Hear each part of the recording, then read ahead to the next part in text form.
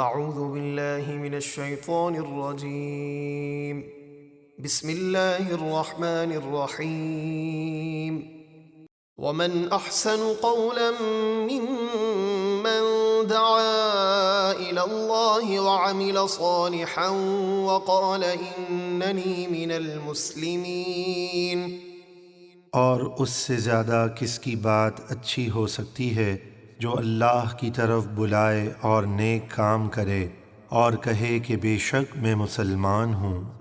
ولا تستوي الحسنة ولا السيئة ادفع بالتي هي أحسن فإذا الذي بينك وبينه عداوة كأنه ولي حميم۔ اور نیکی اور بدی برابر نہیں ہو سکتی۔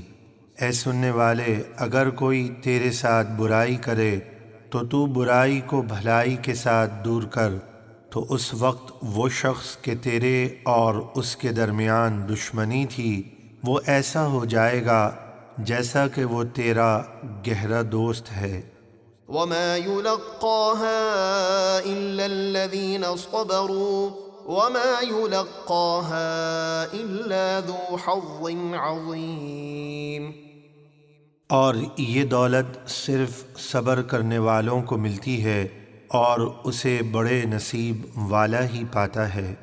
وَإِمَّا يَنزَغَنَّكَ مِنَ الشَّيْطَانِ نَزْغٌ فَاسْتَعِذْ بِاللَّهِ إِنَّهُ هُوَ السَّمِيعُ الْعَلِيمُ۔ اور اگر تجھے شیطان کی طرف سے کوئی وسوسہ پہنچے تو فوراً اس کے شر سے اللہ کی پناہ مانگ، بے شک اللہ خوب سننے والا جاننے والا ہے۔ وَمِنْ آيَاتِهِ اللَّيْلُ وَالنَّهَارُ وَالشَّمْسُ وَالْقَمَرُ لَا تَسْجُدُوا لِلشَّمْسِ وَلَا لِلْقَمَرِ وَاسْجُدُوا لِلَّهِ الَّذِي خَلَقَهُنَّ إِن كُنتُمْ إِيَّاهُ تَعْبُدُونَ۔ اور اس کی نشانیوں میں سے رات اور دن اور سورج اور چاند ہیں۔ اے لوگو، تم نہ سورج کو سجدہ کرو اور نہ چاند کو، اور اللہ ہی کو سجدہ کرو جس نے انہیں پیدا کیا اگر تم اس کے بندے ہو۔ فَإِنِ اسْتَكْبَرُوا فَالَّذِينَ عِندَ رَبِّكَ يُسَبِّحُونَ لَهُ بِاللَّيْلِ وَالنَّهَارِ وَهُمْ لَا يَسْأَمُونَ۔ پھر اگر وہ کافر اللہ کی عبادت سے تکبر کریں تو جو فرشتے آپ کے رب کے پاس ہیں وہ رات دن اللہ کی پاکی بیان کرتے ہیں اور تھکتے نہیں۔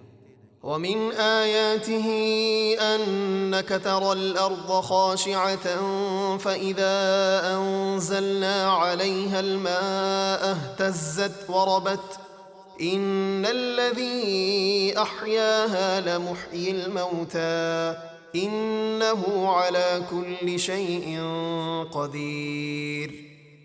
اور اللہ کی نشانیوں میں سے ہے کہ تو زمین کو بے قدر خشک پڑی ہوئی دیکھتا ہے، پھر جب ہم اس پر پانی اتارتے ہیں تو وہ تر و تازہ ہو کر سبزے سے لہلہانے لگتی ہے اور ابھرنے لگتی ہے۔ بے شک جس رب نے اس مردہ زمین کو زندہ کیا، یقیناً وہی قیامت کے دن مردے زندہ فرمائے گا، بے شک وہ سب کچھ کر سکتا ہے۔ ان الذين يلحدون في آياتنا لا يخفون علينا افمن يلقى في النار خير ام من يأتي آمنا يوم القيامة اعملوا ما شئتم انه بما تعملون بصير۔